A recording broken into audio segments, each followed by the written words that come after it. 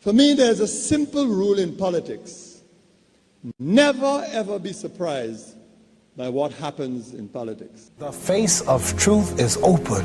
The eyes of truth are bright. The lips of truth are ever closed. The head of truth is upright. The breast of truth stands forward. The gaze of truth is straight. Truth has neither fear nor doubt. Truth has patience to wait. The words of truth are touching. The voice of truth is deep. The law of truth is simple. All you sow, you reap. The soul of truth is flaming. The heart of truth is warm. The mind of truth is clear and firm through rain and storm. Facts are only its shadow. Truth stands above all sin. Great be the battle of life. Truth in the end shall win. The image of truth is the cross. Wisdom's message is its rod. The sign of truth is Christ, and the soul of truth is God. Life of truth is eternal. Immortal is its past. Power of truth shall endure. Truth shall hold to the last. I don't have to tell you things are bad. Everybody knows things are bad. It's a depression. Everybody's out of work or scared of losing their job. The dollar buys a nickel's worth. Banks are going bust. Shopkeepers keep a gun under the counter. Punks are running wild in the street, and there's nobody anywhere who seems to know what to do, and there's no end to it. We know the air is unfit to breathe, and our food is unfit to eat. We sit watching our TVs while some local newscaster tells us that today we had 15 homicides and 63 violent crimes, as if that's the way it's supposed to be. We know things are bad, worse than bad. They're crazy. It's like everything everywhere is going crazy, so we don't go out anymore. We sit in the house, and slowly the world we're living in is getting smaller, and all we say is, please, at least leave us alone in our living room. Let me have my toaster and my TV and my steel-belted radios, and I won't say anything. Just leave us alone. Well, I'm not going to leave you alone. I want you to get mad. I don't want you to protest. I don't want you to riot. I don't want you to write to your congressman because I wouldn't know what to tell you to write. I don't know what to do about the depression and the inflation and the Russians and the crime in the street. All I know is that first, you've got to get mad. You've got to say, I'm a human being. God damn it. My life has value.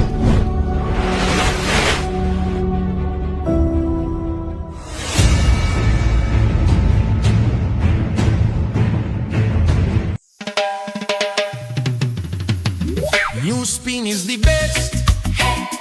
Listen up. Newspin is the best. Me say listen up massive. Newspin is the best, yeah. Better than every talk show. The most conscious monitor talk show all across the world. Check your signal, it blaze up your airwave. Newspin on your radio, hear me now. Tune in the frequency, come along, Junior. Newspin a vice up the place. Newspin is the best. Listen to the masses. Newspin is the best. Knowledge must abound. Newspin is the best. Fancy mound knock a play way. Newspin is the best. Papa Bondier by team, all man. A crappy land all across the globe. Echoes of voices, we join in hand. How many rising with the afternoon sun? Come along, Newspin has begun. Newspin is the best. Better than every talk show. The most conscious monitor talk show in the world. The true facts about Sophia Volcano, Sandy Beach, Banana and Sneam Mango. Voices from the chat room, the capital Castries Hills. We feel you on Caribbean breeze.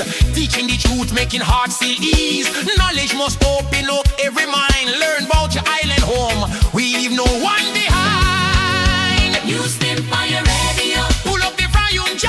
Newspin for your radio. Pull up your seats. Afternoon time. Newspin for your radio. Come along. Newspin for your radio.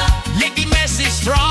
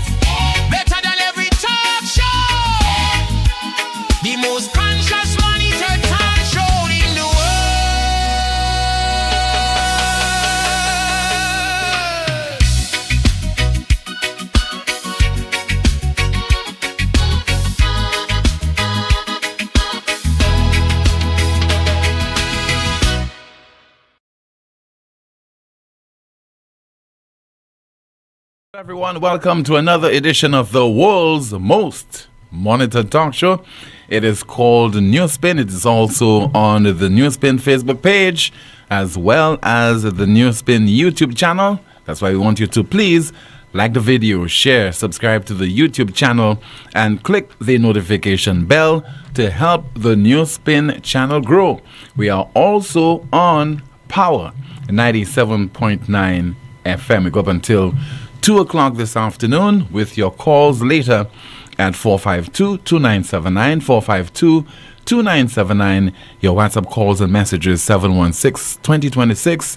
Jante is there going through your comments in the chat rooms. As we say, a special good afternoon to certain individuals. Good afternoon to those people who like to monitor this particular program. That's because they have a particular motive. Hi, over to you. So good afternoon to everyone, including the Marcos. Yes, the Marcos. What should be the Newspin stories today? What should be the Newspin stories today? And some of you have offered some recommendations. And somebody says NGOs and their silence on certain issues.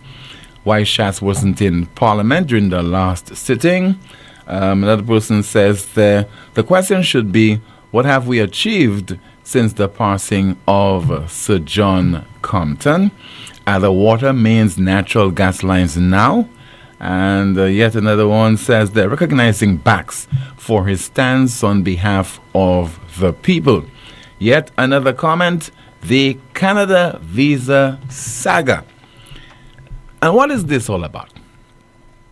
Some people have been commenting on social media over the last weekend in particular, referencing plans by the island's housing minister to travel to Canada to speak with St. Lucians living in that part of the world. Now, he did not make that trip, and this has sent tongues wagging and people making all kind of wild allegations. This prompted him to take to his Facebook page and to provide an explanation as to why he did not make that trip to Canada. It is with regret that I express my inability to be here with you tonight. I would never deliberately avoid a Canadian trip, as on every previous occasion that I have set foot on Canadian soil, I have interacted with my St. Lucian people. I visited the Niagara Falls on every occasion, because some things can be done many times in life. And a visit to Niagara Falls, you'll never get tired of doing that. Though I was informed of this venture late, I made a desperate attempt to be with you. Sadly, from the inception, there had been hurdles. Firstly, the travel agent informed me that I could not have traveled because my passport had less than 6 months to expire.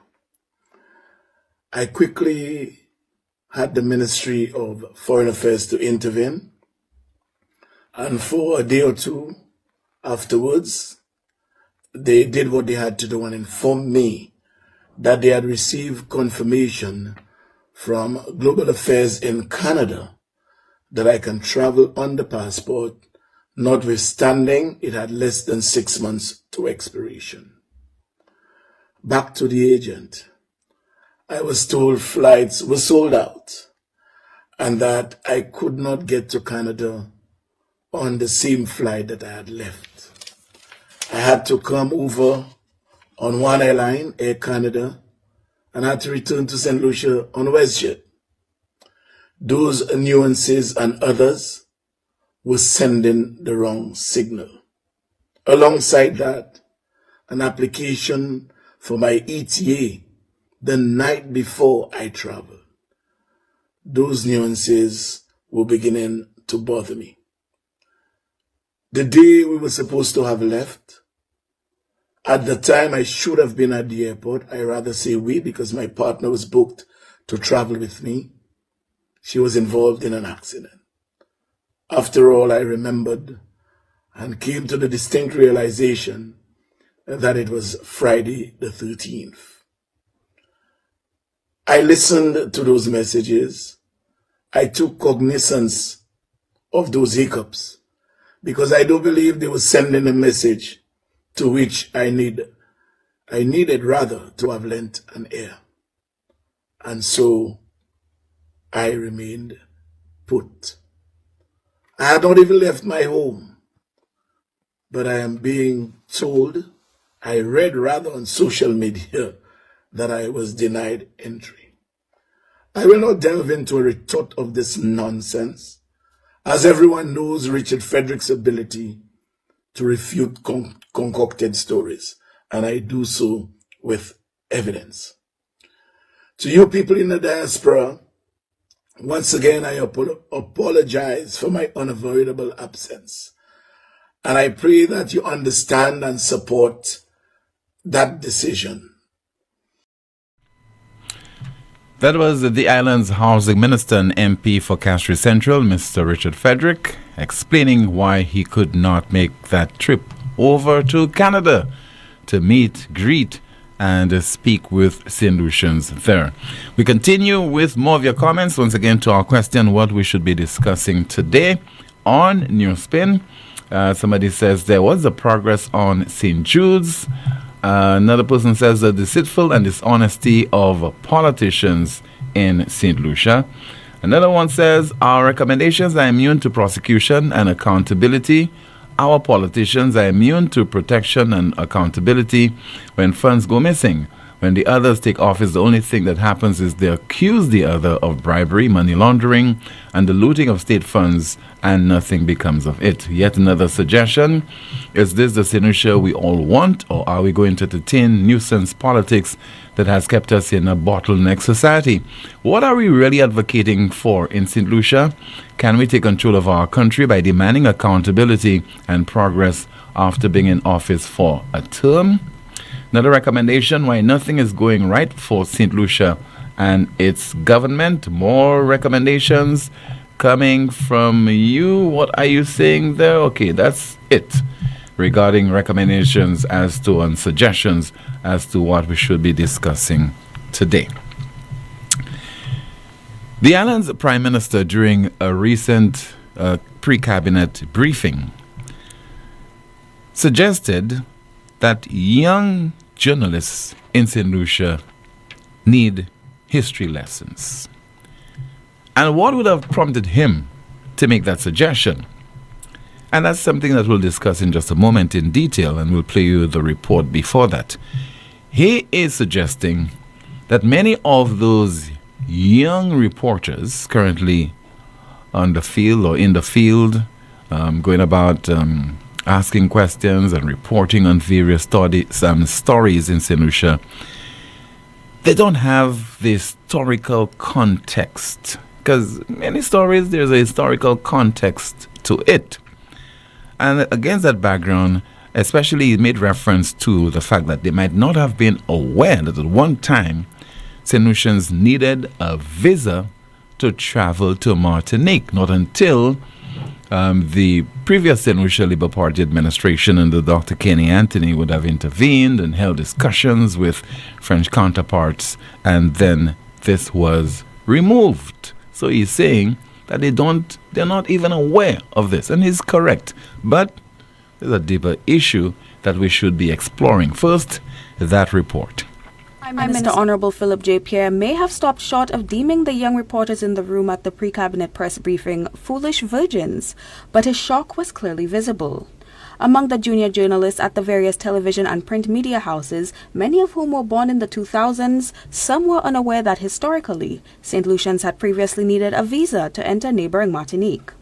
While the Prime Minister often briefly veers from answering questions during the press briefing to share historical anecdotes with young reporters, this time he took the opportunity to express his desire for more seasoned journalists to thoroughly educate their juniors on St. Lucian history. There are a lot of people with a lot of knowledge, What I think they should do, I think they should take up the commentary from it and have no run.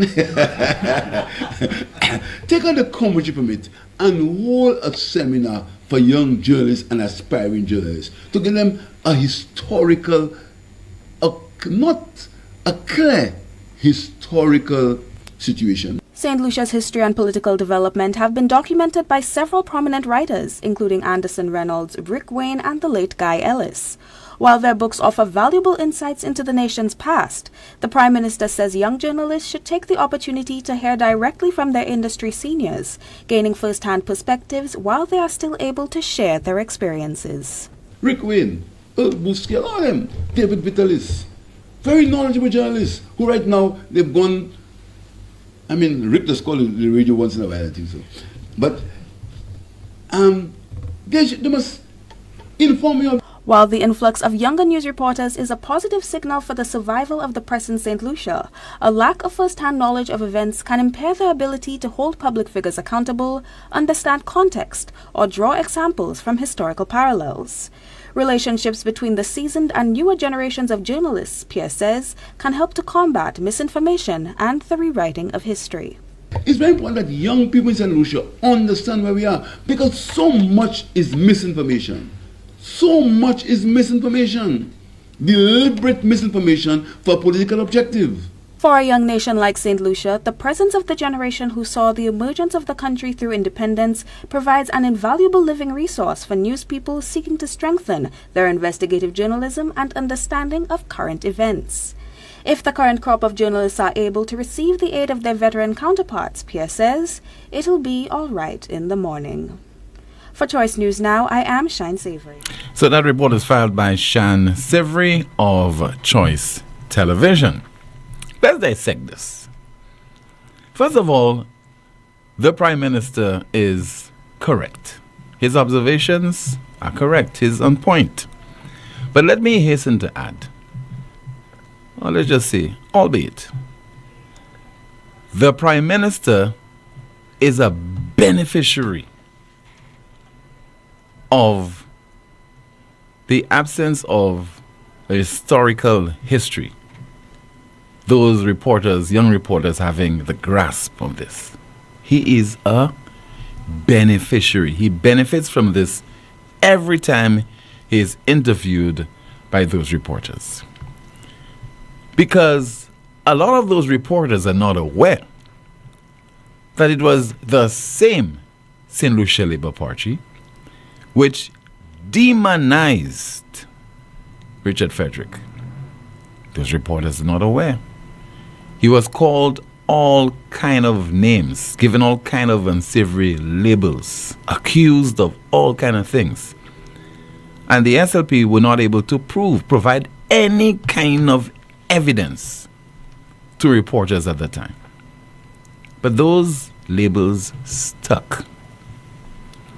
And I could imagine Richard Frederick then having many sleepless nights because his reputation was being dragged through the mud. And the SLP benefited from this. And Philip J. Pierre was a part of the St. Lucia Labour Party when this happened.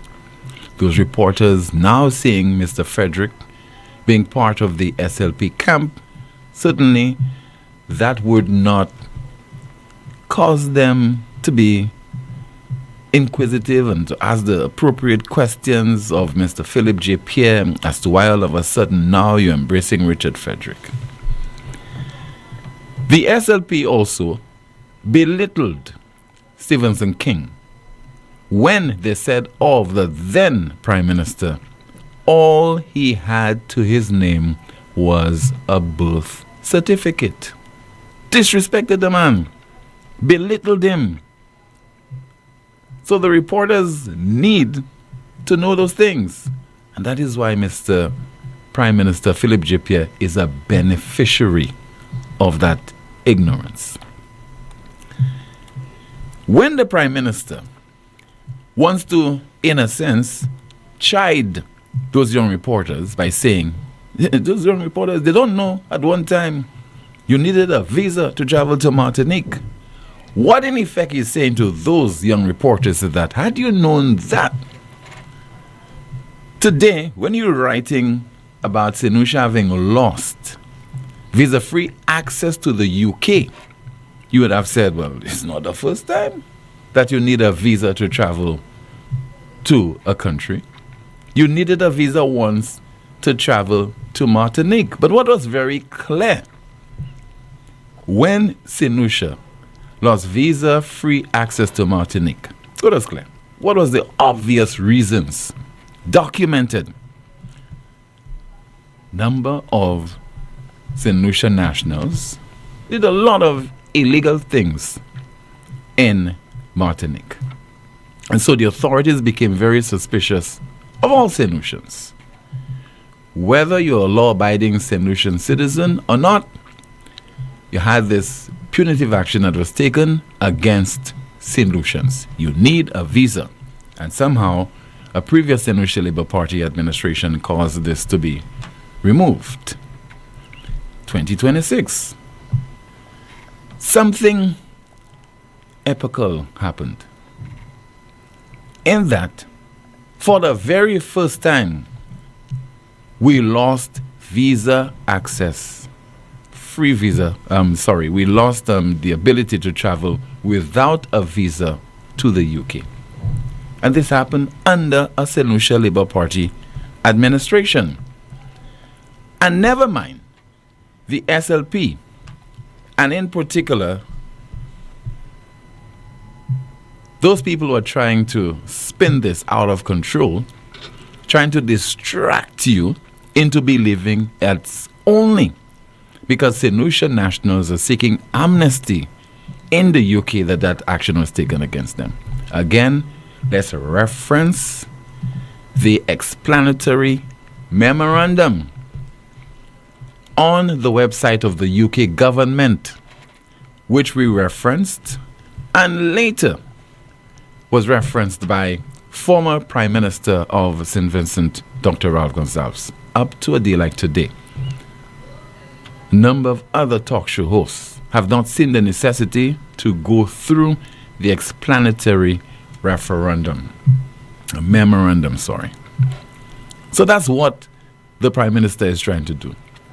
To say to the reporters, because you lack the experience, you're not doing a good job, because you are not in that story about the CIP, the number of applicants, over 5,000, and that coincided with significant number of St. Lucians, so-called St. Lucians, St. people with our passports, seeking political asylum in the UK, that there's some kind of correlation between that and our citizenship by investment program. So when politicians are making recommendations and making suggestions, and in this particular case saying young journalists need history lessons, it's not a one-sided history lesson, And believe you me, as I said earlier on, the Prime Minister and his government is a beneficiary of the absence of reporters there in the press briefing, participating in those press briefings, having the historical knowledge, because, believe you me, his back would be against the wall. Because what you have happening in those briefings, and you know it, you see it all the time, a lot of giggling and stuff. I'm not saying that reporters should always aim for politicians' jugular vein. But when you're talking about serious issues, St. Lucians losing the ability to travel without a visa to the UK, that's a big deal. That's not anything to laugh about. When you're talking about crime being a serious problem, you need to put this into perspective, provide the context. I agree. When you're talking about politicians accusing other politicians of corruption, this is not a one-sided thing.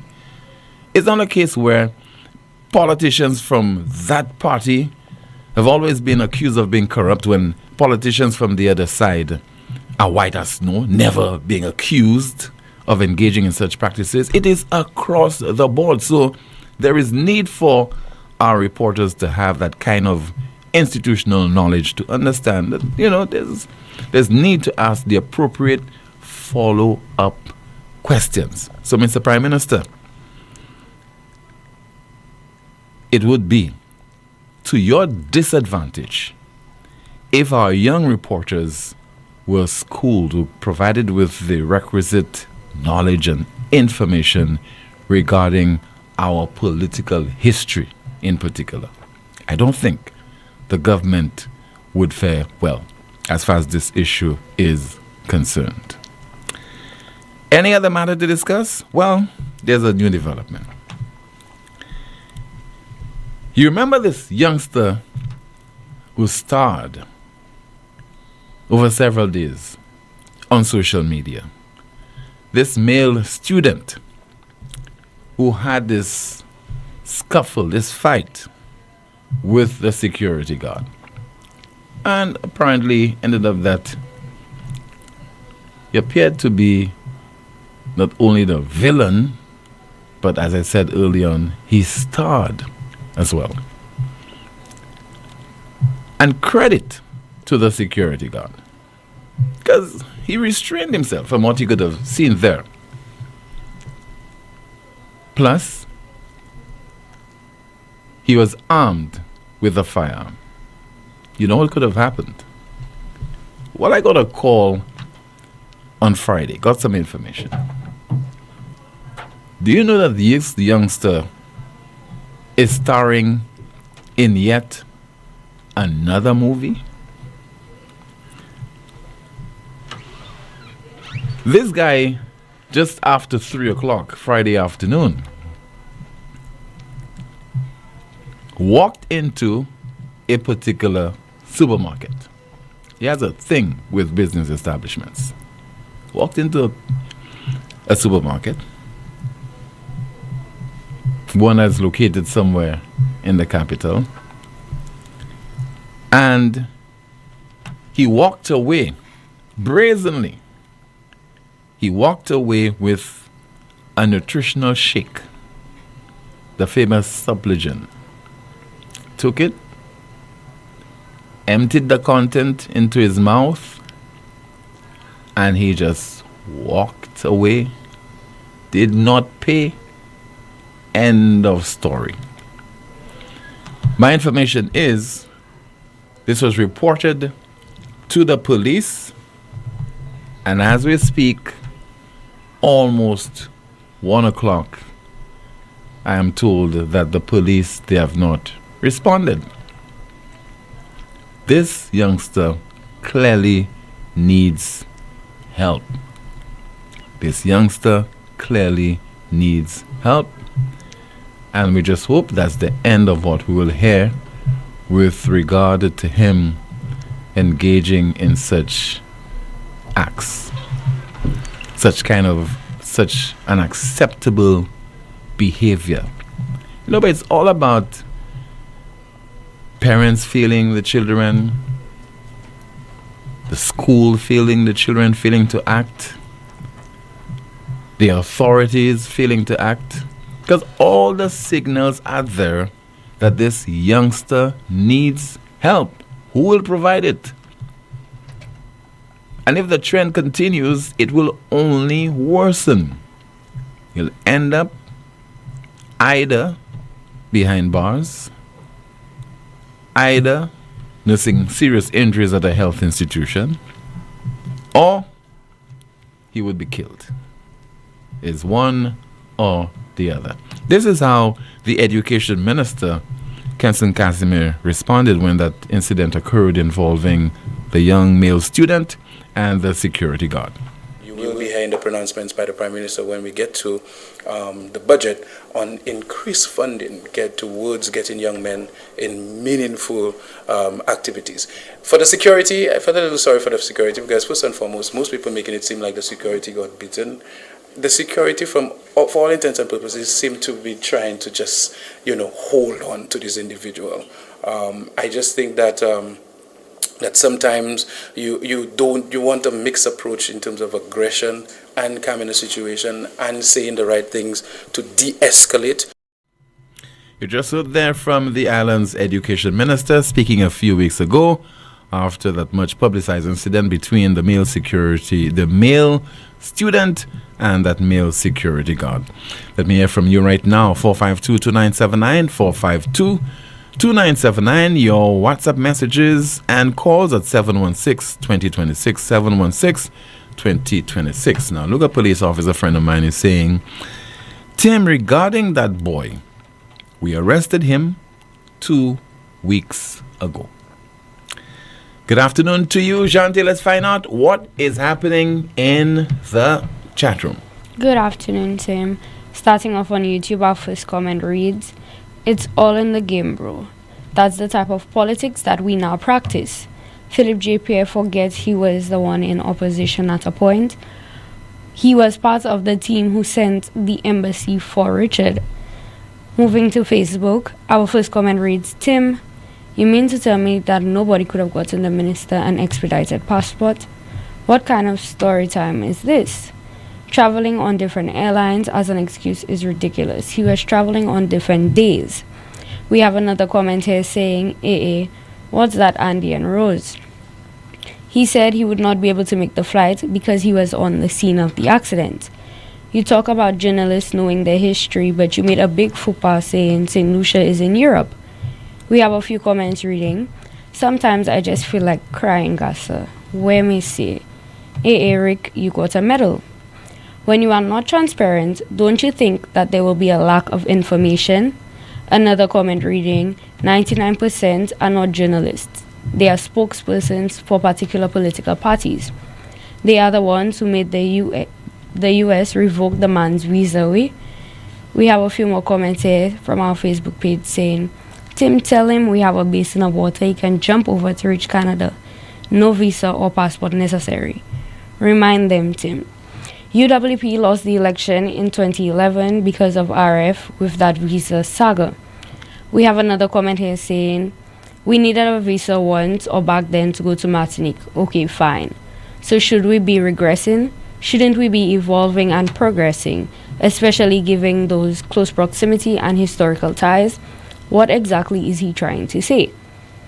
And they want to blame Shas.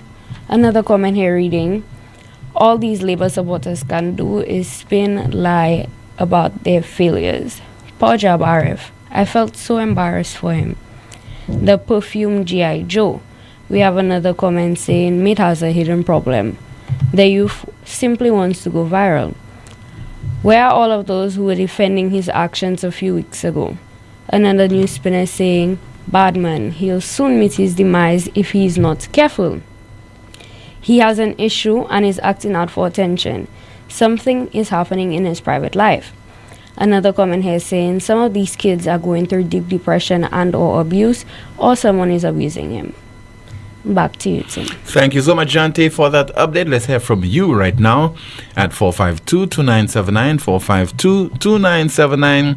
WhatsApp calls and messages 716-2026, 716-2026. Somebody says the NIC on sick out today, island-wide.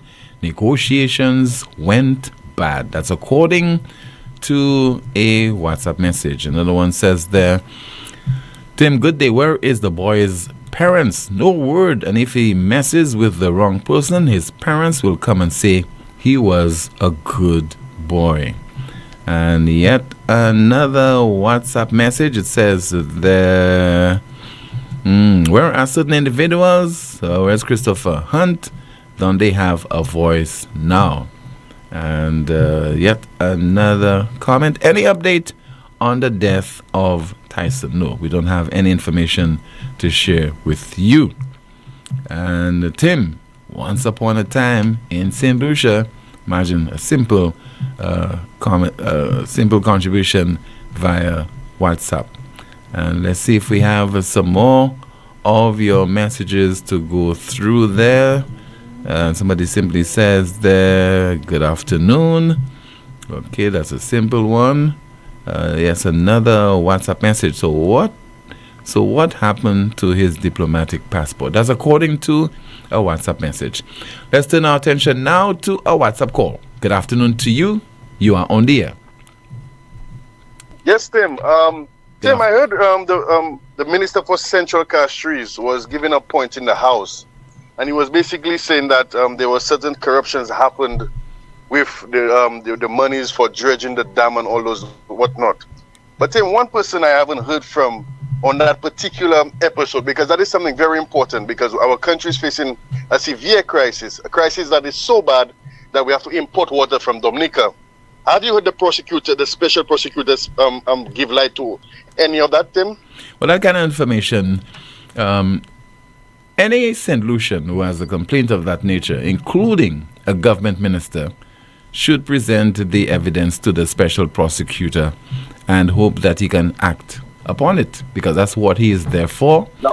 And certainly he cannot just act on hearsay. He has to act on the basis of evidence that is provided to him whenever there is an act that has been committed in such an instance. Now, Tim, the reason why I'm asking you that, Tim, because I'm scrolling on Facebook today, and I'm already seeing elements of the St. Lucia Labour Party, or I don't know but making a AI meme of Alan Chasney, Guy Joseph, Ezekiel Joseph, and Gil Rigobert, saying that, well, look, Richard Frederick is saying that, and something's going to happen to us. Like, they're portraying it like that actually is happening. And I'm saying, but there's no evidence to that extent to say that this actually happened, because we haven't heard that from the special prosecutor.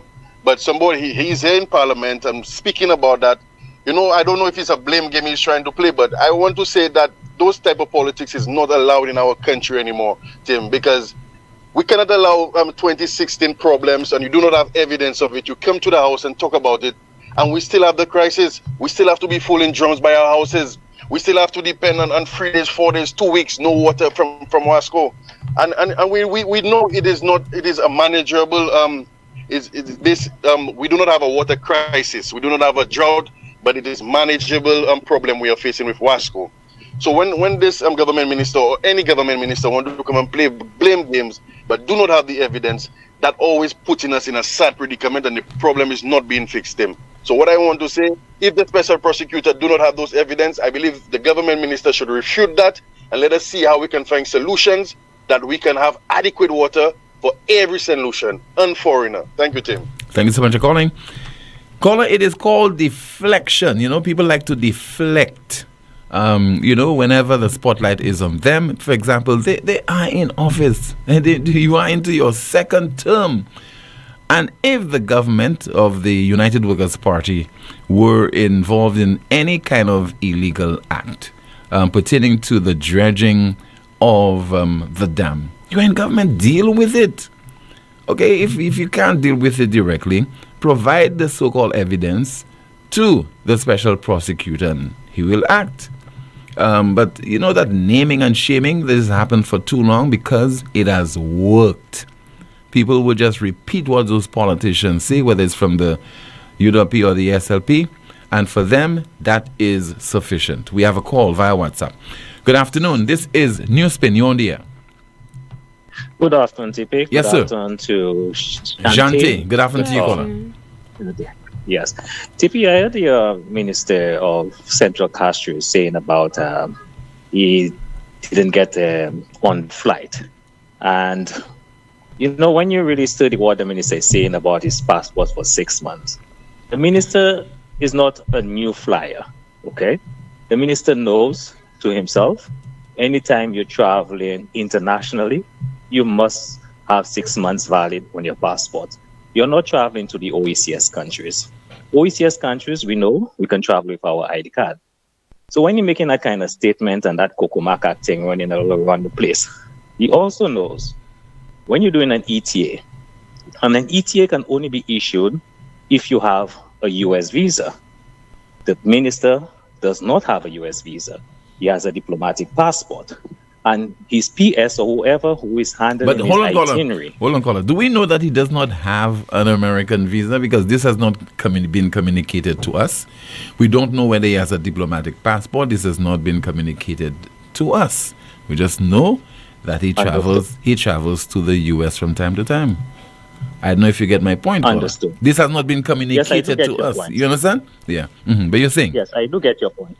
Yeah, but when you have a diplomatic passport, that would be handled by Ministry of Foreign Affairs. And then, your PS would be handling all your travel arrangements. Mhm. And you cannot say to me, this is a last minute thing. Because this thing in Canada, this memo has been sent out long before the minister stated that it was a last minute thing. It's not a last minute thing. This is something that is planned. Okay, as you know, I'm calling from this place. And the association. Where you would calling from? always put Where you this calling thing from? out You calling from Canada? Okay. Yeah, so he knows that. So there is no way he can say what he's doing there. Okay. So when this minister says this kind of thing, sometimes it leaves you to think and wonder, what is he talking about? Okay. Now the next thing, you have this special prosecutor. You not put the special prosecutor to investigate the past administration. You're saying? Didn't they put the special prosecutor to investigate the past administration for corruption? Yeah. Special prosecutor. Yes. Okay. So now it's a new election. So now who is the special prosecutor investigating? Is it the past administration, which is SLP now? Because now they consider themselves to be the past administration. Because now it's a new administration. There are new ministers. So that special prosecutor, we need to know, is he still on the payroll? Or is there still a special prosecutor handling the investigation on certain matters? So there's a lot, going on in the administration that, they're not talking about, and including that same minister of Central Castries, when he came out and said about the High Commission of the UK, when he came out and said that St. Lucia nationals do need a visa to enter, and there is nothing saying that it had anything to do with CIP. You should know, when you are consulate, okay, a memorandum is sent out to the consulate or to the embassy to just read out who needs visa, which nationals need visa. The consulate is not into this political lingering with telling you why you need a visa. That is not his job. He doesn't want to be called. Because if he goes beyond his boundary, he'll be called, okay, as a commissioner, okay, or a consulate. All he has to do is to just read the memo, which you to just state out, St. Lucian nationals. And that's what he said, St. Lucian nationals. So even if you have a CIP passport, it is a St. Lucian passport you have, you're still a St. Lucian national. So they need to stop pinning this CIP thing on St. Lucian nationals. And when you said 128 at port of entry, that's what they're saying, at port of entry, these people file for political asylum. There is no way a St. Lucian can go to the UK at port of entry and file for asylum. First they will detain you for 72 hours and get to find out what is going on. Why you're filing for this? Is your country in some war? Is something going on in your country? That's the only way you can file for asylum at port of entry.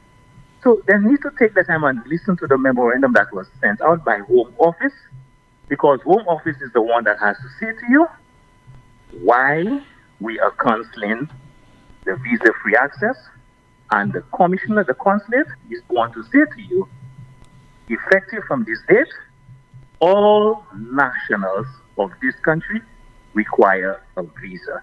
He is not going to explain to you why you need a visa. Thank you very much. All right, sir. Thank you so much for calling. 452-2979. Your WhatsApp calls and messages, 716-2026. Let's see if we have a call on the line. In the meantime, let's see if we have a WhatsApp message. And somebody says this simply via WhatsApp, Tim, the mood is really red in St. Lucia. We have a call. Good afternoon. Newspin, you're on the air. Yes, good afternoon, Tim. How are you, sir? I'm okay, caller. Good afternoon to you. Okay, Tim, just to let you know, a dead body was found at Canals Miku. The police were called on the scene, and it's a suspected homicide. Okay, and there is also a stabbing that occurred in Teriso, Miku. The victim was rushed to the hospital with the St. Jude, and I believe police are hunting down the perpetrator. So just so that your viewers know that, all that happened this morning. Okay, thank you so much. We hope you can get official information from the police, in particular the Press Relations Department of the Royal St. Lucia Police Force on that. We have a call via WhatsApp. Good afternoon to you. You are on the air. Good afternoon. Hi, good afternoon, Tim. Yes, sir. Good afternoon to you, caller. Tim, I am there in CIP. But, unfortunately, that eye must be blind, or that eye is totally shut? If not, how come the eye didn't see the visa imposition on St. Lucians by the UK as a result of CIP? How come the eye did not see the tightening of the noose by the US government in terms of increased denials of visas to St. Lucians becoming more prevalent? How come the eye didn't see or has not seen whether or not the third country deportees that will be sent to St. Lucia, whether it had anything to do with the CIP program, and the slaughtering of nationals in our waters, does it have anything to do with CIP? If the eye could see, we should know those things. You know, I wonder if the eye has seen where all the money has gone. The over $1 billion in exchange for the over 5,000 St. Lucian passports that have been sold. Does the eye know? Has the eye seen that money? Has the eye seen where that money went to? You know, at the end of the day, the eye has only seen a step program in exchange for what is happening with the CIP. Is it worth it? Didn't we already have a step program in place without CIP? And even when the UWP was in office, we had what we call stimulus, which is similar to the STEP program without the CIP program. So you're saying that's a good exchange for us, you know, in exchange for our passport that becoming devalued, in exchange for us not being able to go to the USA, the UK, or even Canada hassle-free as we did before, that we're supposed to exchange our passport for that in a program that we've seen with no benefit except for a step job. You know, I want to know if the eye in CIP is seeing how reckless our government has been in compromising our national security and that of our allies who actually added value to our passport and added preferential status to our citizens. You know, we are also placing our country in jeopardy and at the risk of being overrun by rogues who were not sufficiently vetted under that CIP program, you know. So, does that fee mean that we are compromised? Has the eye been left in the dark by our government? And when it comes to P, so many problems that has resulted from that program. So, tell me, Tim, does the eye in CIP see all what I'm talking about? I can't be the eye in CIP. I don't want to be the eye in CIP. Our government needs to become more transparent, shed light on things that are of national concern and that is our business so that I can see. Thank you, Tim. Thank you so much. Just heard there from Mr. Leonard Spider Motut, former government minister and a member of the opposition UWP. The broadcast continues in just a moment with more of your calls and your WhatsApp messages on this, the most monitored talk show in the world. What happens when the music is stripped down to the truth? On April 29th, First National Bank presents the Teddyson John Experience at the luxurious Royalton Resorts. Raw vocals, live music, real emotion, an intimate night where Teddyson John opens the heart of the music.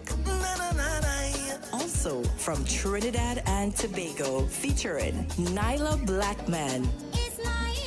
From St. Lucia, Michael Robinson. Herb Black. I'm so sorry. Umpa. And Ricky T.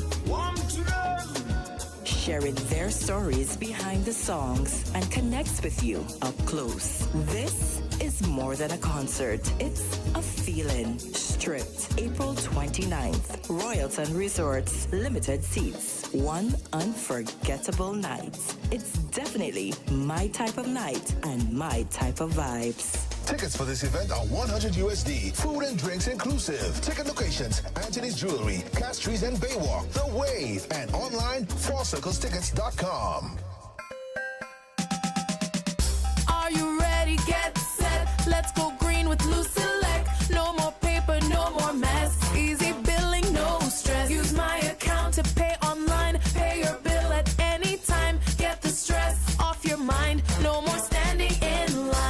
newselect.com today and sign up to my account to pay your bill. Request a temporary or new connection or switch an account to your tenant's name. Do it all online. Personal, paperless, use the virtual service desk. Are you ready? Get set. Let's go green with NewsSelect.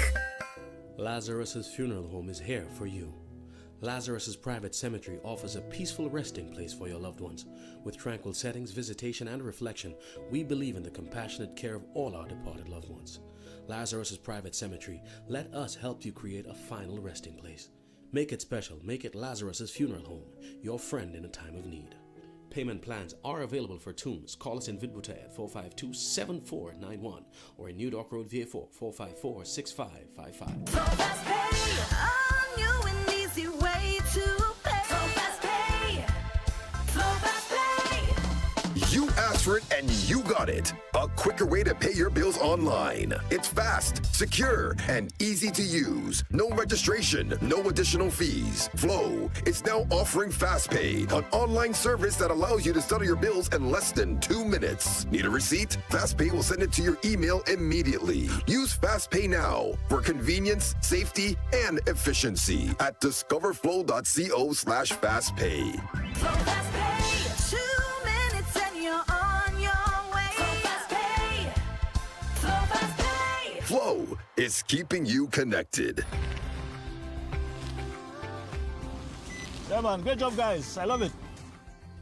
Yeah, man. You see how the place starting to look nice? Not just nice. This STEP program creates a safer and healthier community for all of us who live it. CIP is doing so many good things in the communities and providing jobs for us. It's a win-win for everyone.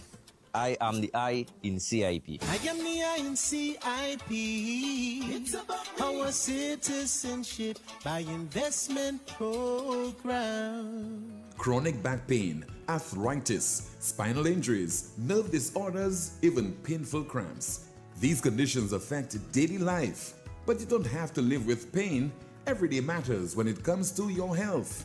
At La Clinique du Corps, we provide fast, accurate diagnosis with advanced GE-certified MRI technology and internationally recognized specialists. Our focus is safe, effective treatment that restores mobility, relieves pain, and gives you back your quality of life. Call 451-6559 today.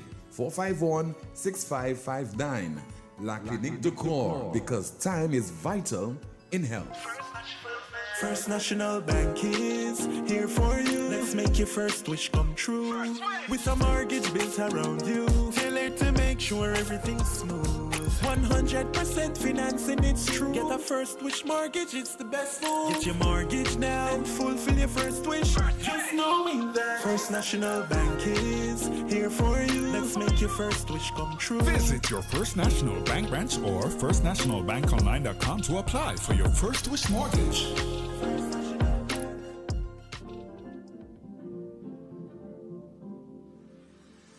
At Caribbean Pastouche Limited, we offer high-quality products from Martinique, and our ready mix is made with casting sand, not regular pumice. Compared to regular pumice, casting sand saves you in your cement use. At Caribbean Pastouche Limited, our materials come from porcelain stones, which is used as an additive in creating cement. Caribbean Pastouche Limited is located in Bexon, behind Essential Hardware. Give us a call at 489-0074. We're open Monday to Saturday from 8 a.m. to 4 p.m. and Sundays 9 a.m. to 1 p.m. Caribbean Pastouche Limited. Quality construction, our priority.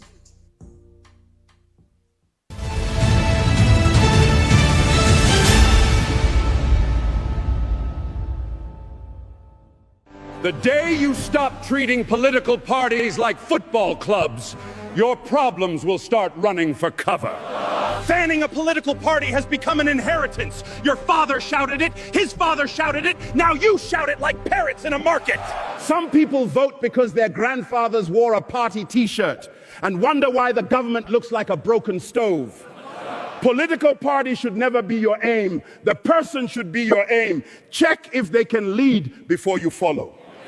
Do not vote because your father said so. Vote because the person is fit, or you might tumble into a well with them. And remember, If a blind man leads another blind man, both will fall into a well, laughing and crying at the same time. Let's take your calls, 452-2979. Your WhatsApp calls and messages, 716-2026. Again, 716-2026. And soon from now, we'll be hearing from Jante with yet another update. In the meantime, let's see if we have a WhatsApp message to go through. And somebody says there via WhatsApp, when parents fail to show up for their children, what happens to these kids? Continues, I was told by my child's so-and-so that schools are now being treated like rehabilitation centers. Are teachers expected to teach and treat students? Let's take a call via WhatsApp. Good afternoon to you. This is Newspin. You are on the air. Okay, I think we have lost that call. All right, let's continue to try to get some of your messages. Tim, the question we need to ask, did we pay Richard Frederick's ticket? Was it the government? Did he receive a per diem for travel? What about his hotel expenses? Were these costs incurred by the government, knowing that Richard could not have traveled? Additionally, what is the role of the Consulate General, Mr. Henry Mangal, in liaising with Global Affairs Canada in all of this? We need answers. That's according to WhatsApp message. And let's see if we have another WhatsApp message. It says that, Tim, the gas prices from the war hit the food court at Rodney Bay already. A small chicken meal is $30. Let's see if we have another WhatsApp message. Okay, we have a call via the line. Do we? No, we don't. Somebody says that, Tim, they have a group of young boys running the people yard, stealing to fight, stealing roosters to fight them. That in London Road, Dairy. So, okay, we have a call via the landline. Good afternoon, you're on the air. Good afternoon, team. Good afternoon, Shanti. Yes. How are you guys? Good afternoon. I'm okay, caller. Good afternoon to you. Right. Team, I'm calling. Friday, that call from the guy and you asked him his authority on water. He do, because I know we grew up together. He work in Iraq, he work in Bahrain, he work in this other place where America ran out of. He was in Afghanistan. Afghanistan. I know we grew up together. We were in the same classroom. He has the authority on that. Okay. He brought down some equipment one time using the to clean the water even better than what it is here. But that failed because people didn't adapt to it to buy the water. Go and punch and get water from the machine. But he's good, team. So Wasco can talk to him. Again, Newspin, maybe a month ago, I told you about the plan when we did this thing on the foundation and Higgs and Hill for that. That was the plan for the raw water storage in the front, treated water in the back. So you have a problem, the consumers don't know. But I'm going to say again, barging water is not a solution. It's not even a start. Because you may have a barge of water in the city of Castries for the hoteliers, and a building is on fire in Marchand, in Bishop Gap, in Grosley. You can't do nothing with it. Mm-hmm. We need now to accelerate the new pipeline. Whether we break a contract in small pieces that we can have a short term to do it and not one big company come in and do it all at once.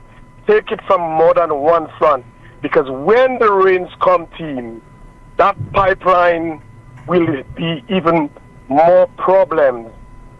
That need to replace ASAP. Team, if we don't listen, we will feel it. We are creating a problem for ourselves. That is what's needed at this time. Let's expedite it. Let's get the pipes. They have local companies who have the capacity to put tanks. I know a company locally here can supply all the tanks Wasco need and erect it in a short space of time. I know that. They have access to it. We need to put the politics aside, Timothy. We in 2026, we need to put the politics aside. We are empowering outside contractors and not building local capacity. Energy is doing that courthouse in town. whether Bill Finance. We have local here that can do the same team, can raise the money and do the same. Why not give them the opportunity? We all have a choice to support who we think we want.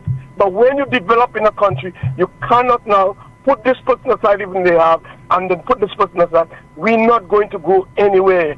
NH is building this building in town, 5 stories. It's a duplicate of the first floor, the first floor, and there's no technicality about it. Once you have the foundation and the piles were in and you start loading the building, the floors are repeatable, and then you go in and you do your retrofitting to suit your office need. That is nothing technical.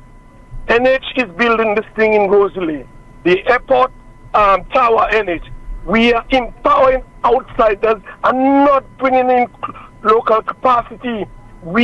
That thing will backfire on us. Now, caller, may I ask you, what's the big deal when local contractors are not complaining? Why should you complain? I know you're a contractor as well, but why should you be the lonely voice in the wilderness on that particular issue? Well, team, I will go back as far as 1986. I did not support Sir John Compton. I did not support my uncle Ferdinand Henry. And I was the lonely voice calling IPI. When you started calling your talk show, I was calling Rick Wayne. I was calling everybody. I was a supporter of the Labour Party because I felt the country was not moving at a pace it needed to move. And we were saying, Sir John this and Sir John that. Within 5 years of Labour Party, I realized I made a mistake. I was making because what happened from 97 to 2001, to me, that was a step backward. Contractors are cowards. They like leech. They think if they stay there and say nothing, they'll get crumbs.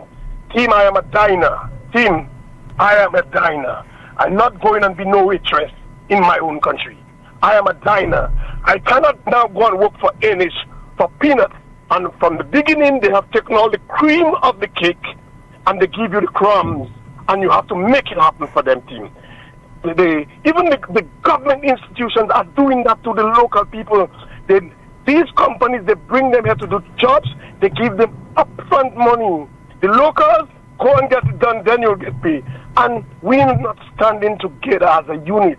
When you start standing, 2 phone calls to Joe Blow, to John Doe, and they start pulling away. Boy, I can't be that. The fellas.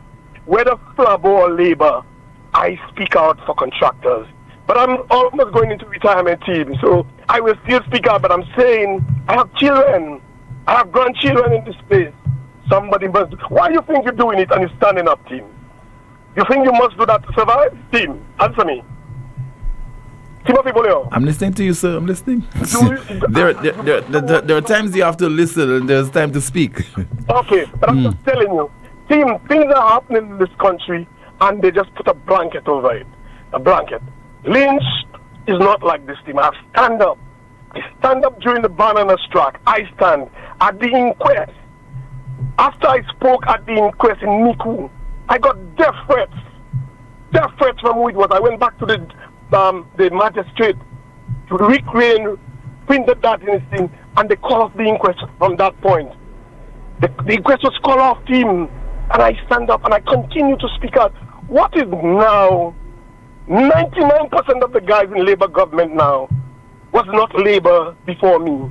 I've stand up for Labour like me. None of them. I think I will stand for what is right. You can come as much as you want after him. The only thing you can say about Lynch, he likes women. He have all his children. But he take care of his children. He take care of his responsibility. And I think the time is now for me to stand up for St. Lucia. Contractors, not just contractors. St. Lucia is the important thing. We go ahead and cancel the airport fee. We're collecting all this revenue and we're showing balance sheets for Slasba, this for Slasba. And we're getting nothing. When we go back to do this airport from 135,000 million US, it will now be, I can assure you, the last report say they need 187 million US to do the airport. That was 2.5 years ago. When they're ready now, you will hear a contract or a PPP deal for more than 300 million US. Who's losing? It's St. Lucia. Men with ego ego. Your country is bigger than you. If team is doing something and team is right about it, you replace team. There's nothing wrong with you going on with what team has said. We at Newspin, we have given ideas. This country needs planning, proper planning, develop a blueprint for development for this country. It should not be sides. We bring in capable people, sit them and do a 15-year plan where St. Lucia needs to be. Electricity, water, opening up the country. Whatever we need to do for this country to excel. I'm not having that. It's a tea-boutique and political expedient. That's not going to work for us. In this global thing, that's not going to work for us. You see, Marcellus, my friend Marcellus, I said, I vote to Marcellus because I was going to join him and I need him. We need to come together. Men of goodwill stand. Christopher hadn't stand in the waterfront alone, but Christopher was standing for favor because he now has a job in Ministry of Housing, and you hear him not a word, until somebody says something about his government and he thinks it needs to be corrected and it was not the way it is saying, that's when he speaks out. That is not people that is for this country. This country needs men and women of skill. And the professionals, I'm calling you all again. I am calling on you all again to stand up. It's not fighting against your party. Your party doing something wrong, you tell them, hey, bro, you guys are wrong on this one. We talk about the port. We need to remove the cargo from here and go to Viewport. Whatever it takes, we have the money now, you're borrowing it. Let's open up Viewport. Team, you're driving from cul-de-sac back to cul-de-sac through Super Route. The only plane that is going, and they have about 200 or 300 Chinese. If there is 10 locals on the Galaxy side, there is a lot. That cannot be for St. Lucia. The hotel in Grosville, they have the Spanish people because the St. Lucian don't have what it takes. But they are bringing these people and underpaying them and St. Lucian out in the wilderness. Something is going to happen. And your show have said we don't want to end up like Haiti. We do not want to end up like Haiti. Labour Party, Flabo, let's do what we need to do. I'm not saying for party, for St. Lucia. Your problems in the school. The laundry incentive may have had a fire. Nobody tell you that, team. The laundry incentive may have had a fire. You can confirm it, team. Nobody say that. Nobody. Everybody's afraid. The new laundry has had its difficulty. You will head speed after I finish. But team, do what you're doing. I am with you, team. I am with you. I am with St. Lucia. You are the voice. I will be part of the voice. I've called you for as long as you have talk show, and I will not stop calling you. That's what All I'm right, sir. thinking. Thank you so much for calling, Lynch. Let me turn my attention to you, Jante. Let's find out what is happening in the chat room. Well, Tim, starting off on YouTube, our first comment reads, our children lack direction, not enough good leadership. It starts in the home. We cannot depend on people from outside to lead our children. St. Lucia is in Europe, laughing. Lol. Why don't both parties come together and stop all of this bickering? That should be the outlook of every citizen. Another YouTube comment here reading, I cannot take this man seriously at all. Tim, since we are now ordering water from Dominica, we may as well order soil from there as well, because the land there is more fertile than ours. Moving to Facebook, our first comment reads, 97 was when St. Lucia became a desert.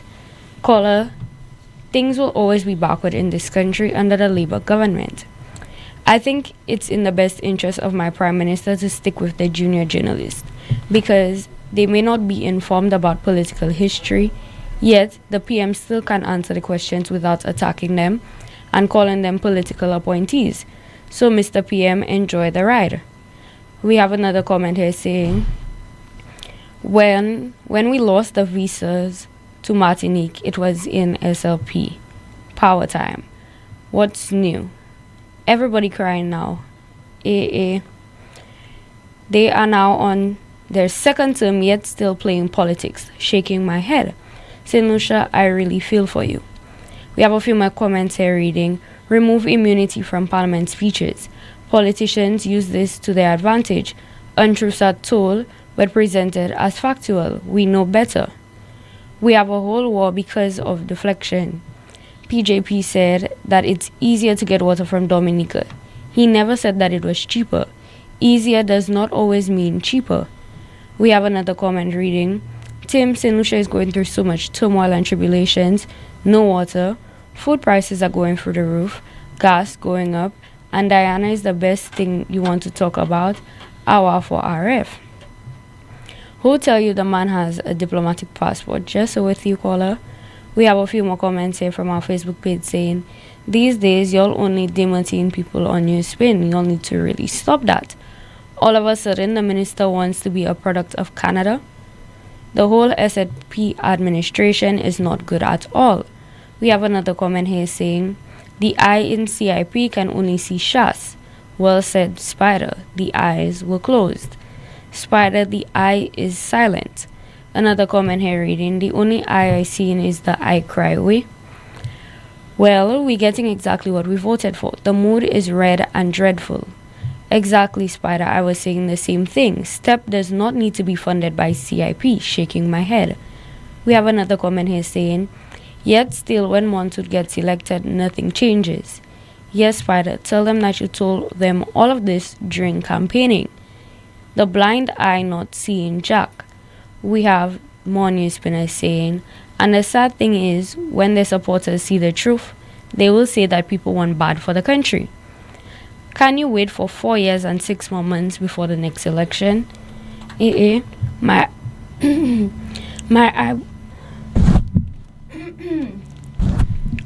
eyeballs hurt me with that $40 for a small chicken meal. We have a few more comments here saying PJP driving forward but in reverse.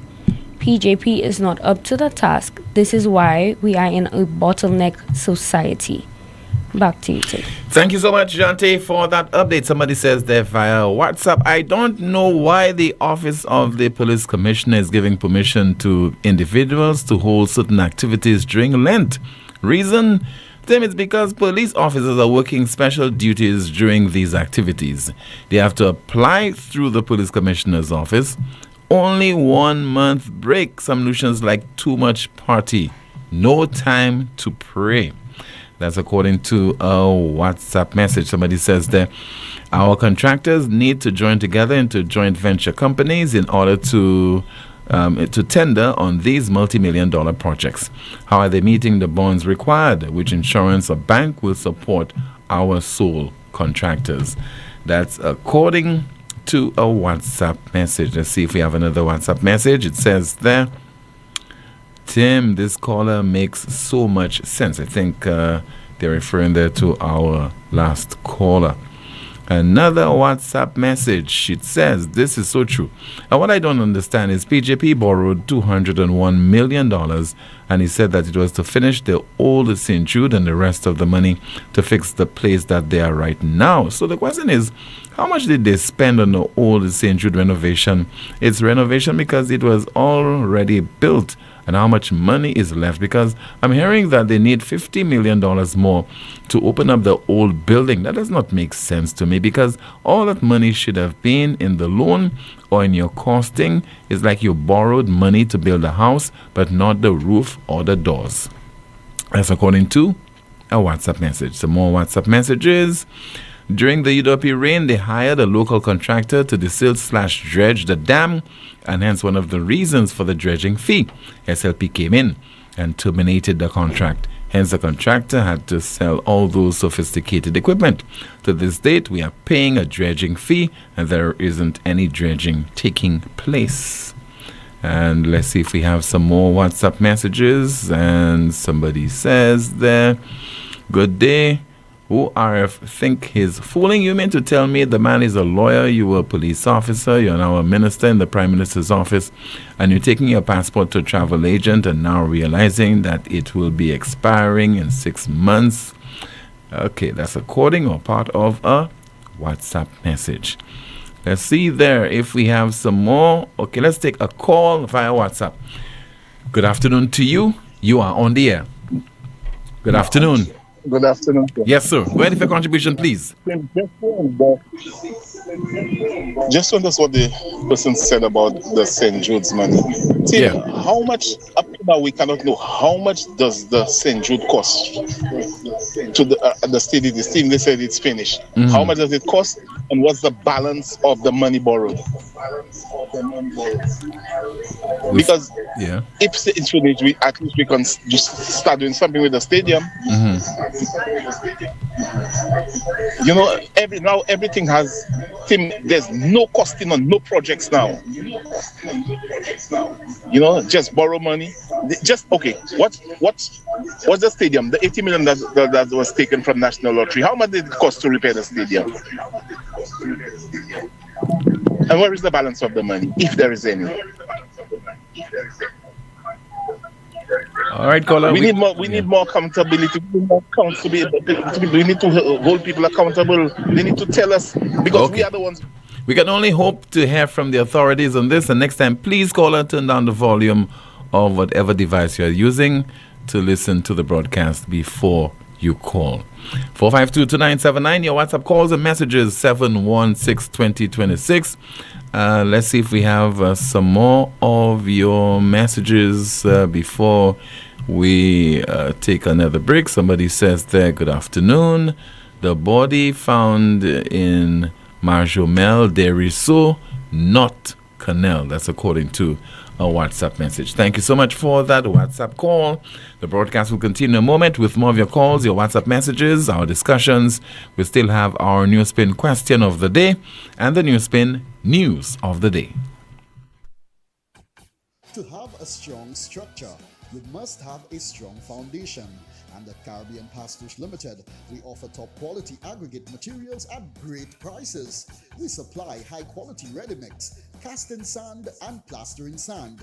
We also take special requests for specific materials that you may require for your building projects. Caribbean Pastors Limited is located in Bexon behind Essential Hardware. Give us a call at 489-0074. We're open from Monday to Saturday, 8 a.m. to 4 p.m. and Sundays 9 a.m. to 1 p.m. Caribbean Pastors Limited. Quality construction, our priority. First National Bank is here for you. Let's make your first wish come true.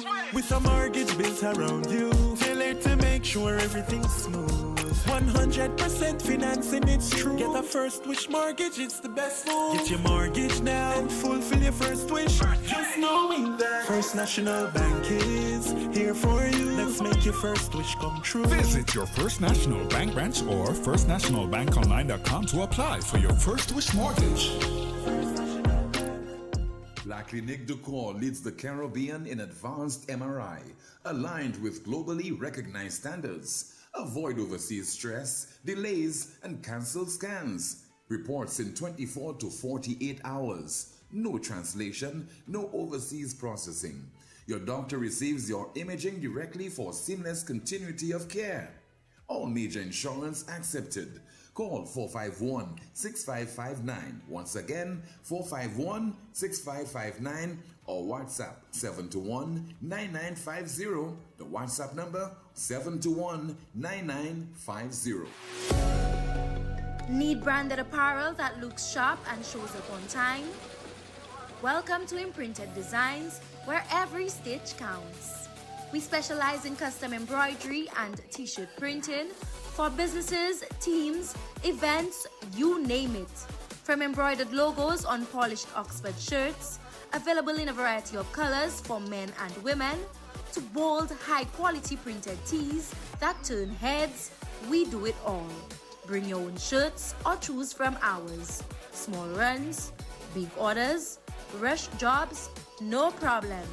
At Imprinted Designs, we're built for speed, efficiency, and clean professional results delivered on time, every time.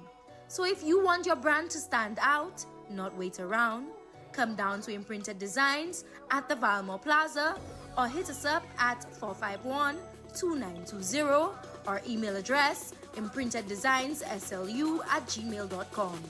Imprinted Designs, where every stitch counts.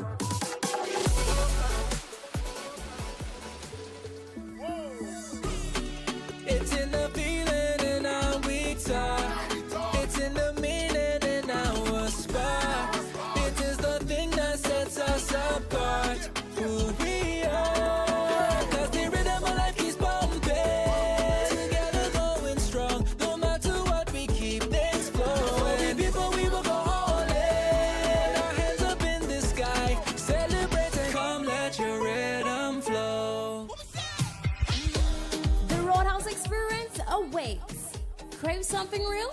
Get ready to experience the ultimate destination for unforgettable memories. The Roadhouse Experience. Feast your senses with exceptional service, all under one roof. From our classic restaurant and bar to our exclusive private nightclub. Unwind at our elevated hookah bar. Gather in our versatile conference room for any event. Or even shop at our variety store. Ditch the ordinary and embrace the extraordinary. Raj Roadhouse promises real vibes, real fun. Nestled in cul-de-sac along the Bexar Highway. Call us at 286-6249 for more information.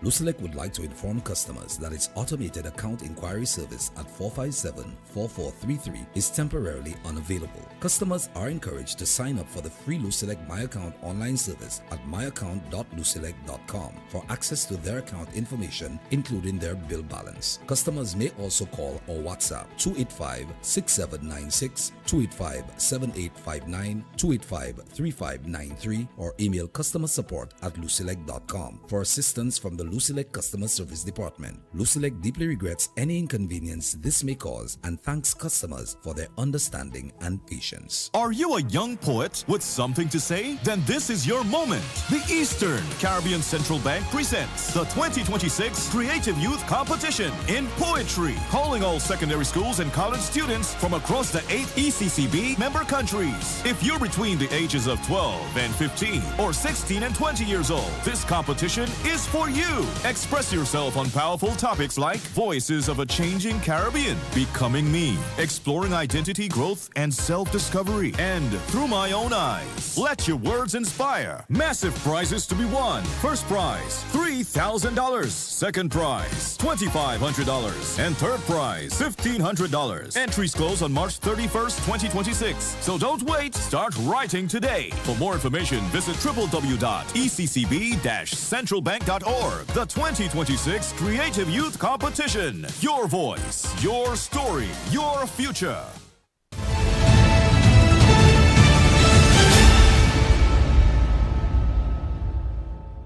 This is the most monitored talk show in the world. We have a call via WhatsApp. Good afternoon to you. You are on the air. Hey, Tim, good afternoon. Yes, sir. Good afternoon to you, caller. Yeah. Okay, Tim, I was driving sometime on Thursday afternoon. And I heard news from the radio station. I think it was Power FM. Yeah, news that the Prime Minister he said something like that GPH cannot pay for the booth, which is being booth number 4, which is being demolished and rebuilt. Mm-hmm. Because it is a cargo booth. You heard any news like that? Because it's a cargo booth. I think I heard the statement, yes. Okay. Tim, I think the Prime Minister need to call me so we could walk on the docks. Let me ask him what he's talking about. Because Laplace Carrinage was built a few years ago when they removed shed number 3 and 4. And they built Laplace Carrinage, and you notice that boats normally berth there. And sometimes you get that's berth number 3. Now, when you get to berth number 4, sometimes you get vessels at berth number 3, because of the LOA, and Mr. Prime Minister, LOA means length overall. Just because of the length that the boat carries on all the way to berth number 4. Okay? Now, the only dedicated berth we have, that's at Point Seraphin, which is for the cruise vessels. When these cruise ships are at number 3 and number 4, or even if they call and they say they want to go into number 3, even though the pilots put them at number 3, they overlap all the way to number 4. That you find that when Tropical and other ships like the Geese boat and all these boats want to come in, while there are cruise ships, they have to remain on the outside. Or like in the case of the Geese boat. Hello? Yes, I'm listening to you, caller. Yeah. Like in case of the geese boat may bypass St. Lucia, or if they know that there is a cruise ship in the harbor, they will discharge the cargo in Barbados, or probably return to London with the cargo and come back probably 20 days after to offload the cargo. So I want, and sometimes, sometimes after the cruise ship leaves, most times after the cruise ship leaves, that's when the cargo vessels come in. Now, when those cargo vessels comes in after 5, 6 o'clock, 7 o'clock in the evening, they work on overtime.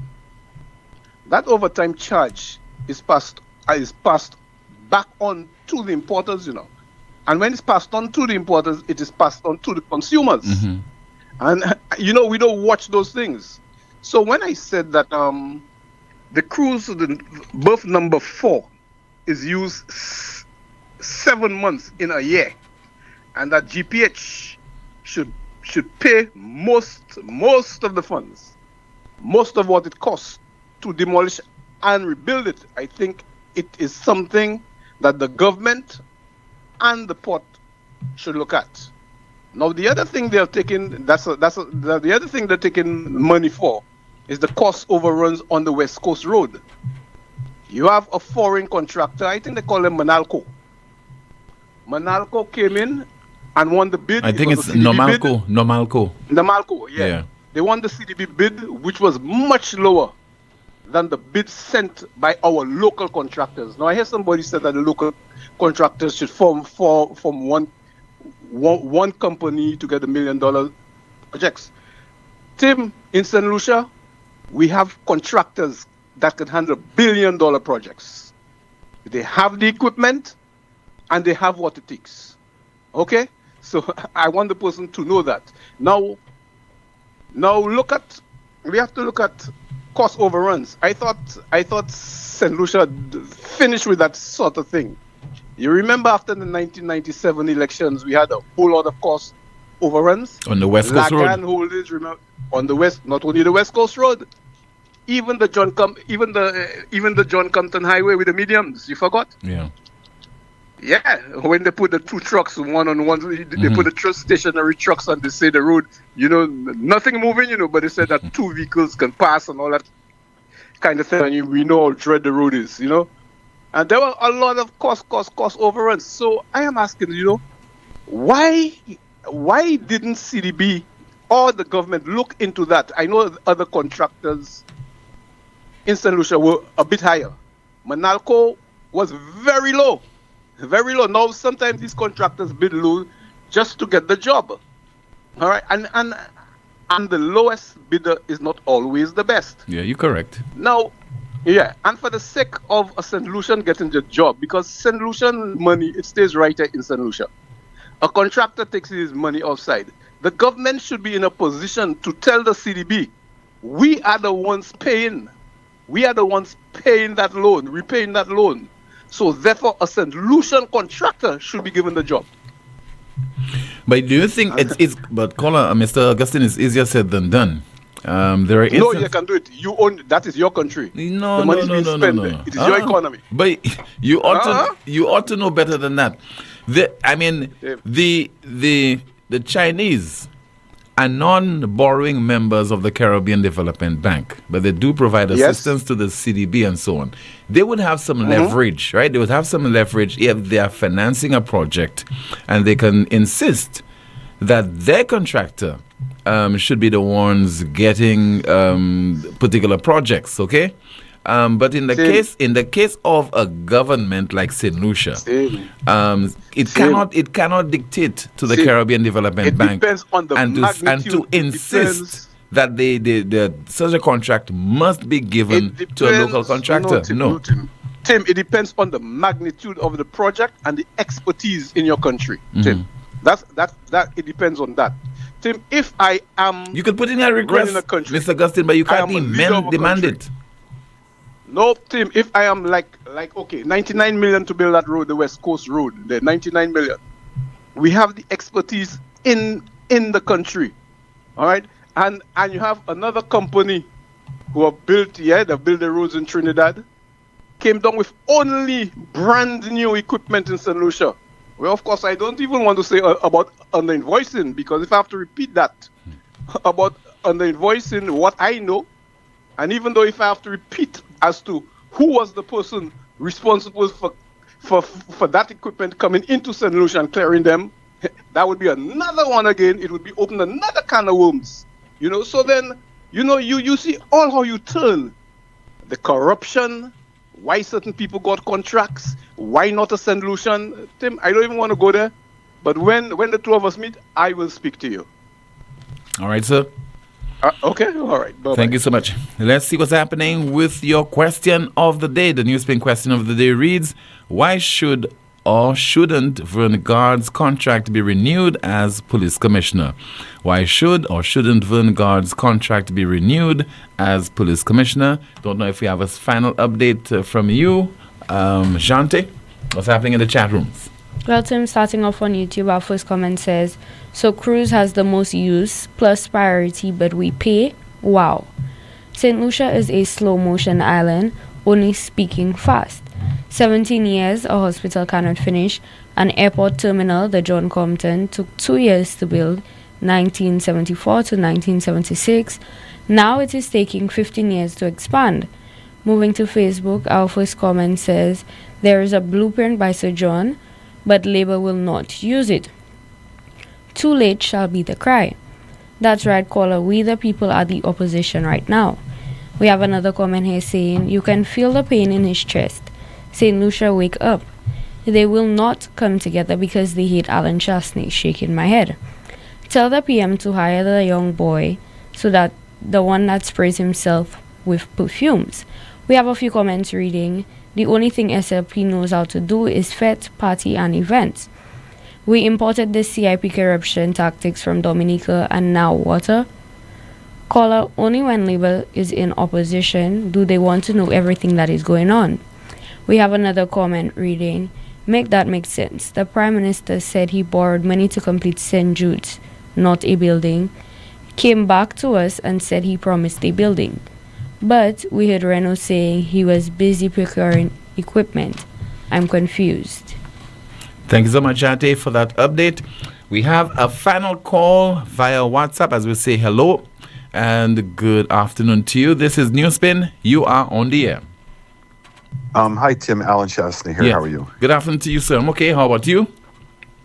Good. I just really wanted to contribute to the conversation you had with Lynch and also with Oswald Augustine about the situation with contractors and also the situation with birth force. So I can't agree with Ozzy more.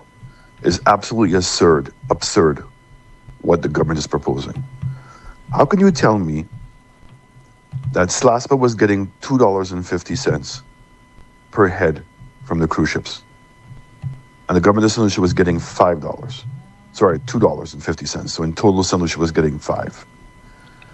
The special committee that was put together by the Ministry of Finance said to the government, do not do the GPH deal. Instead, allow SLASPA to get the $2.50 that the government was getting. And so for the $5 now, if SLASPA was getting the $5, they would have been able to have comfortably paid for the $20 million loan that they had, and they would have been able to have undertaken all of the works that GPH is doing. Instead, the government decided to take away the $250 from SLASPA, to take away the $250 from itself, give it to GPH, allow GPH now to get $10, not $5, but $10 a head. And they did it and they justified it by saying that because SLASPA couldn't afford to pay the $20 million loan. So GPH has taken over the $20 million loan. And then today now you want to come and borrow $40 million to fix up berth 4, which is categorically there for the cruise ships. And the government's already given a verbal commitment that they're going to move the container port to cul-de-sac. They've already done so by putting it on Renault's land to begin with. And so what's SLASPA now with no money is going to have to pay for a $40 million loan. And you were justifying what you did because they had a $20 million loan and they were getting $2.50. is absurd. Now, I'm also glad that Oswald brought up the situation with the cost overruns. And this is a big problem that I continuously have with CDB. So here it is, whether there was a design flaw, whatever the problem was, bad selection of contractors, and again, my government was in office when those contractors were selected. And let me finish one story. So you now have a flaw, there's cost overruns. CDB is taking no responsibility for it. And instead, what they're doing is lending the money to the government of St. Lucia to pay for the cost overruns. That could never make sense to me. And I think it's wrong that an institution like CDB cannot take responsibility for participating in the designs. The burden cannot continuously be passed on entirely to the state at all times. It's unacceptable. Now, when we were going to do that project and we were about to implement it, we tried. I went over to Barbados on 2 occasions to try to get the CDB and the British, because the British were providing the financing, to break the project down in small enough portions to allow the local contractors to have been able to bid on the project. I used the excuse that because of COVID, we would not be able to mobilize international contractors, and therefore it was better to support the local contractors at the time. World Bank, on all of their projects, agreed to do that. And a lot of projects were issued out locally to local contracts, all still having to go out to bid, but to local contractors. And it was so disappointing, and particularly when you understand the West Coast Road. The rehabilitation of an existing road. It was not a new road. How are you telling me that local contractors could not have done the job? And the only reason they could not do the job is because the qualification standards were too high. And I don't understand the logic where a country, UK, gives us this money, £30 million, to help us, but then now the money is being used, and two of the contractors came from outside. One was a Trinidadian and one was a Barbadian. It's unacceptable. And I think that we're going to have to work harder in the future to try to make those changes. And I agree with the local contractors. I mean, it is absurd what is taking place and the number of contracts that are being given to foreign countries in this country, particularly when the money is coming from St. Lucia. The halls of justice was not put out to tender, Tim. No tender. He simply was able to provide financing, a project that should have been done through NIC. And we could have instructed that NIC was going to use local contractors. CIP projects. If we're already selling our passports, and when the government came in and made the amendment to the Galaxy contract and allowed them to, instead of getting 1,000 files, 3,000 passports, allowed them to get 6,000 files, 18,000 passports, gave them the money that the government was supposed to be collecting as the administrative fee, $50,000 per file, was supposed to go to the government in St. Lucia, and they gave it to Galaxy in the form of a commission. And yet still, all of the workers are Chinese? That's not acceptable, Tim. There's something fundamentally wrong in how we're conducting our business. And I think that both parties have been guilty of this. And I think that there should be a change. And I am proud of the fact that I tried to make those changes. It was an uphill battle, but a battle that we will never give up. We really do believe that we have the contractors in St. Lucia to do the job. And here it is, when we had a local contractor doing housing projects for us. We had them doing a road project, the Rodney Bay Road. And this government was so quick to say that there was corruption and everything else. And today we're finding out differently. I don't know if you listened to the numbers, Tim, for the borrowing that's going to be done for the Shock Bridge to Marishill. Shock Bridge to Marishill, $20 million US. We had already done the Marshy Gap to La Tourette Gap, and that was 15 million EC. And I remember the Labour Party said that was too expensive and that there was corruption. Corruption they've never been able to prove. 15 million, and that was for 2 roundabouts, a pedestrian walkway, and the 4-lane highway. They're now going to borrow $16 million to finish that road and then continue it to the Groves Lake Gap. Something is wrong. And I agree with Lynch, and I agree with what Mr. Gustin said. There's a problem. This government is not being transparent, and we're not holding them accountable enough to how they're spending the people's money. I thank you, Tim. All right, thank you so much. Just so there from the leader of the parliamentary opposition and former Prime Minister of St. Lucia, Mr. Alan Chastney. Finally, we have our Newspin news of the day, which reads, Iran war, an abject lesson on fossil fuel dependence, UN climate chief says. Iran war, an abject lesson on fossil fuel dependence, UN climate chief says. As a broadcast. Thank you so much for watching and listening to another edition of the world's most monitored talk show. Don't forget, like the video, share, subscribe to the YouTube channel, and click the notification bell to help the Newspin channel grow. My name is Timothy Poleon. Goodbye.